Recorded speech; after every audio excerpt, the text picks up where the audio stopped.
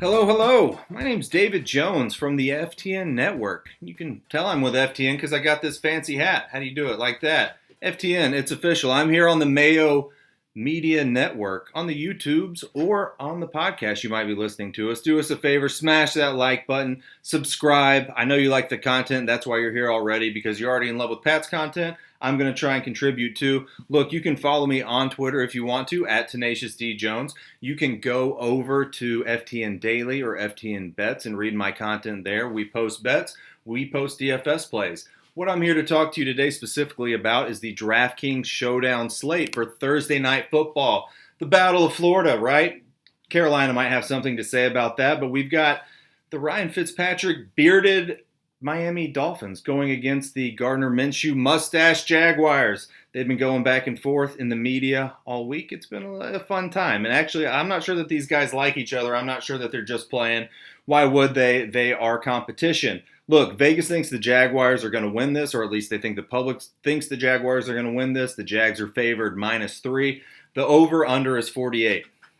Look, if we want to talk specifically about these showdown slates, I told you last week, I know how to do these. I won more than several of them. Last year, I won 8 total for some big money, these 100K top prizes. I know how to do it. The big things with these showdown slates is correlation. You have to make sure the players that you're playing on your team are not eating into the other one's production. You have to make sure if you have a quarterback, you have enough pass catchers to go with that quarterback. You want to make sure if you have several running backs, 2 to maybe even 3 running backs, to take it easy on the quarterbacks, especially if the running backs aren't catching a lot of passes. Stuff like that that seems obvious, but a lot of people get caught up in making these lineups and just want to go look at game averages and say, okay, at least I can cash if I do this, this, this, and this. They went off last week. Maybe it gets me in the money this week. Not necessarily true. When you're done with your lineup, step back, take a breath, see if it makes sense. If it doesn't, you might want to start over. Let's start talking about this slate. I told you last week I don't typically like to play quarterbacks in the captain spot because of the PPR structure on DraftKings. On DraftKings, what you're looking for is the best value on the slate. You would think it's going to be the highest scoring players. Sometimes it is. Sometimes it's the best value. I like to go with wide receivers, go with pass catching backs, maybe even go with tight ends this slate. I'm going to skip Gardner Minshew, Jacksonville quarterback.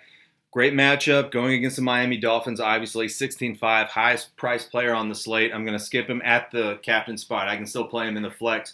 Ryan Fitzpatrick, the Miami quarterback, $15,300. Again, we're skipping the quarterbacks in the captain spot, fine for flex. If you decide to play a Miami wide receiver at the captain spot, you're probably going to want Fitzpatrick in the flex. If you decide to play a Jacksonville wide receiver, tight end, whatever, you get the picture. We're going to put Minshew in the flex.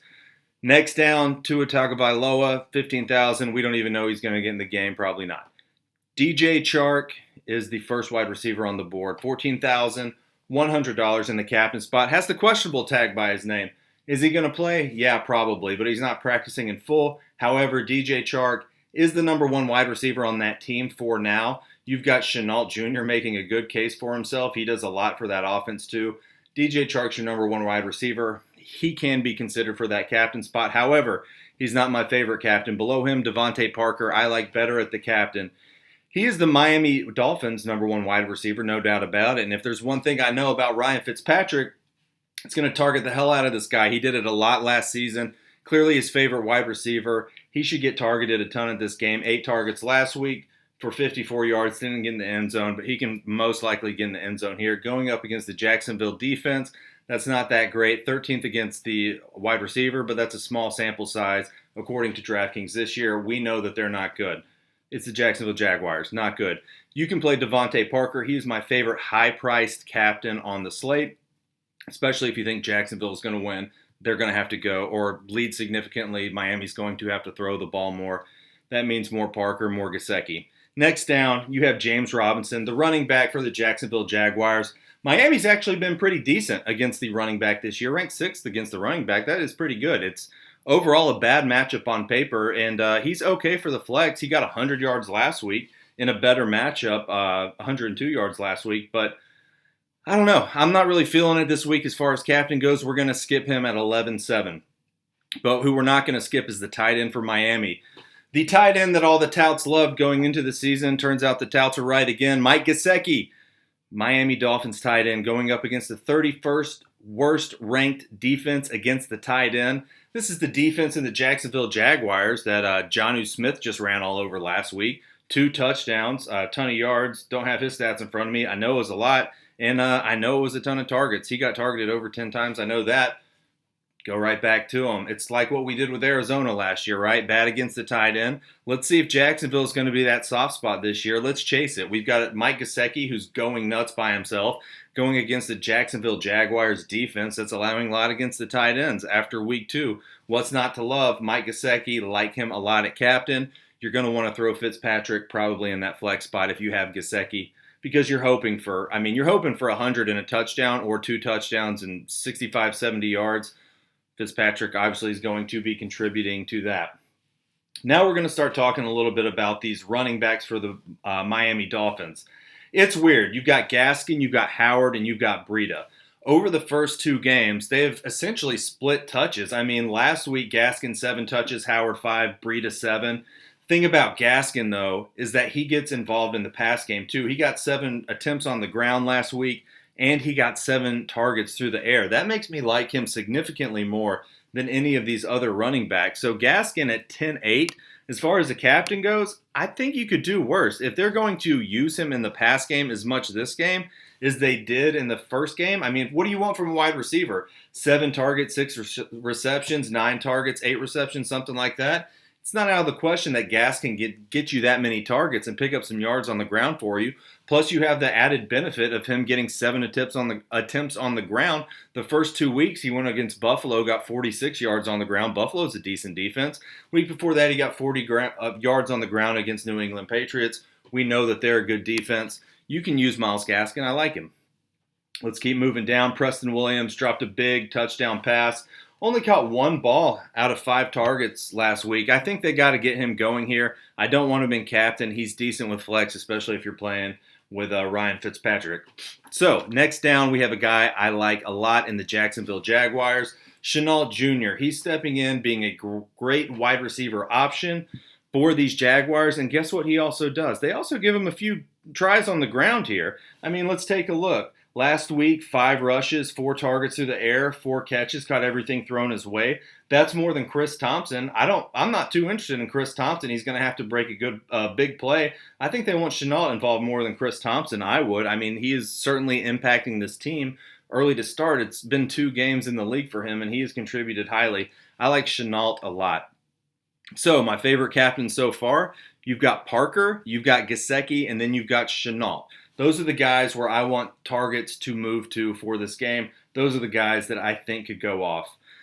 Moving on down, Jaguars D, not that interested. Tyler Eifert, there's going to be a lot of questions about Tyler Eifert this week. Last week he had a good game, 3 receptions on 6 targets. He had a good game because he got a touchdown, and then he got targeted in the red zone again and didn't come down with a touchdown. Put up a decent score, 12.6 points. Tyler Eifert, talented guy. He just had too many injuries when he was with the Cincinnati Bengals, so people eventually got off of him. But he's healthy now. He's decent. I don't want him as a captain, but you can certainly throw him in a flex spot. Moving on down. You've got Chris Connolly at 3-3. Now we're getting into these cheap guys. Chris Connolly, not very interested in him. He's not going to be starting for the Jaguars. The people that are going to be starting are going to be DJ Chark, Shenault, and Keelan Cole. So Keelan Cole is somebody that I skipped over that I should have mentioned. He's 8,100 at the captain spot. We're not going to be considering him at the captain spot. So let me flip over. 5,400 at the flex spot. I think he is pretty decent too, a guy that you would want to pair with Gardner Minshew. I mean, his DraftKings points have been really, really good this season so far in 2 games, 7 targets against Tennessee for 17.8 points. Got a touchdown in that game. Against Indy, he got a touchdown too. He's gone over 15 DK points in the first 2 games. Is he going to get 3 touchdowns in a row in 3 different games? That's hard to do. That is a hard bar to set for yourself and to get. But I don't know. It's not like this guy's going to score a touchdown every single game of every single week. I think I'm going to predict his lowest scoring game of the week and say he doesn't get in the end zone. Just because 3 times in the end zone is a hard thing to do, even though he's going up against the Jaguars or a Miami defense, that can let you do it. looking over if there's anyone else I really want to touch on here. Maybe some cheap guys. Isaiah Ford is a decent cheap guy. So Isaiah Ford, I don't know what his ownership's going to be. People might start to get on this guy because he got 9 targets last week and 7 receptions, put up 14.6 DraftKings points, 76 yards. Look, that's a lot of targets for a guy. It took away from Parker a little bit. And if Parker's a little bit hobbled this game, I suppose that he could get targeted more, but I think Parker's going to be fine and good to go. However, Isaiah Ford, I mean, if he's going to get thrown to like that, he's just got to come down with a few of them, right? The first game he got targeted 5 games. He's only $3,000. Give me 3 receptions, give me 45 yards, and hope he gets in the end zone. I think that is pretty decent. If we want to scroll down here to see if there's anyone else that we might want to take a stab on, there's really not a lot of guys. D.D. Westbrook, no, not interested. Patrick Laird, no, sir, 4th running back. O'Shaughnessy, the 2nd tight end behind Tyler Eifert. He actually got targeted a few times, 4 times last game, 4 for 4. And he's going up against a defense that I would target with the tight end, but it should still be Tyler Eifert there. What you're hoping from O'Shaughnessy is for him to get in the end zone. It's it's a showdown slate. It could happen. Not someone I am extremely high on. So to sum it up, I like Parker at the captain spot a lot. I like Gesicki at the captain spot a lot, and I like Chenault at the captain spot a lot. I want to use at least one quarterback. I'm going to be careful about the Miami Dolphins running back situation. I probably don't want to play more than one Gaskin, Howard, or Breida. Don't get caught in that trap of playing too many running backs. Just hope one of them goes off. Gaskin's my favorite. Like I said earlier, he gets involved in that passing game. So guys, that's it. I appreciate you watching. I hope you take it down. Come follow me on Twitter again, at TenaciousDJones. And hit the like button, hit subscribe. Come over to FTN Daily, FTN Bets. Take a look at what we got. We've been smashing. You've probably seen us on Twitter because we tweet every 5 minutes with another great accomplishment one of our guys has had. I appreciate you listening. If you take it down, tag me. I'll retweet you and wish you luck. Wish you the best of luck. Hope we tie each other up at the top. Thanks for watching. Bye.